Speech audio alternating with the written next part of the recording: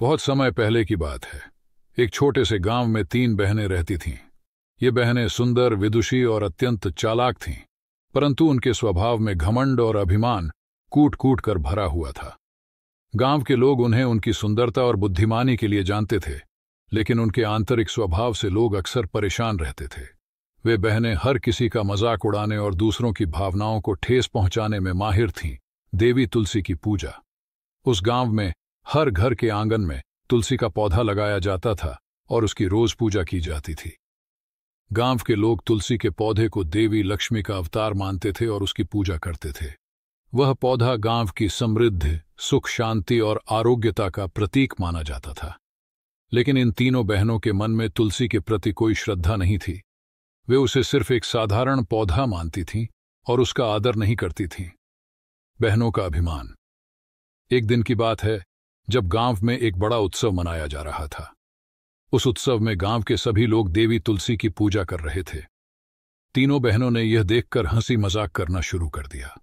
उन्होंने देवी तुलसी के महत्व को समझने के बजाय उसका मजाक उड़ाया और कहा, क्या एक पौधा हमारी किस्मत बदल सकता है? ये सब बेकार की बातें हैं। हम अपनी मेहनत और बुद्धि से सब कुछ पा सकती हैं। हमें किसी पौधे या देवी की जरूरत नहीं है। देवी तुलसी का क्रोध। बहनों का यह घमंड और मजाक देवी तुलसी को सहन नहीं हुआ।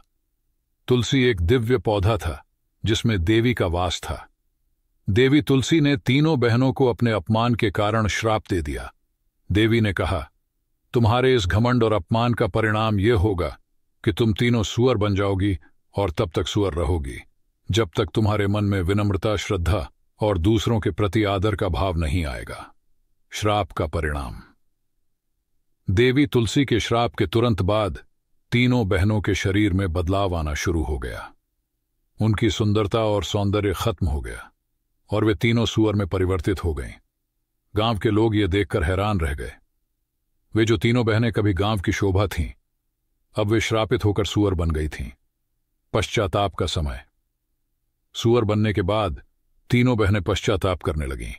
उन्हें अपनी गलती का एहसास हुआ, लेकिन अब वे कुछ नहीं कर सकती थीं। वे रोज तुलसी के पौधे के पास जाकर प्रार्थना करती थीं, विनती करती थीं कि देवी उन्हें माफ कर दें और उनके श्राप को खत्म कर दें। वे अब अपने अभिमान और घमंड से मुक्त होकर सचमुच की विनम्रता और श्रद्धा को समझ चुकी थीं। देवी तुलसी की माफी। कई वर्षों तक पश्चाताप करने के बाद तीनों बहनों के अंदर सच्ची श्रद्धा और विनम्रता का विकास हुआ। तब देवी तुलसी ने उनके पश्चाताप को स्वीकार किया और उन्हें माफ कर दिया।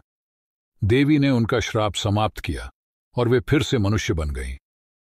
लेकिन इस बार वे बहनें पहले जैसी नहीं थीं। वे अब विनम्र, श्रद्धालु और दूसरों के प्रति आदर का भाव रखने वाली महिलाएं बन गई थीं।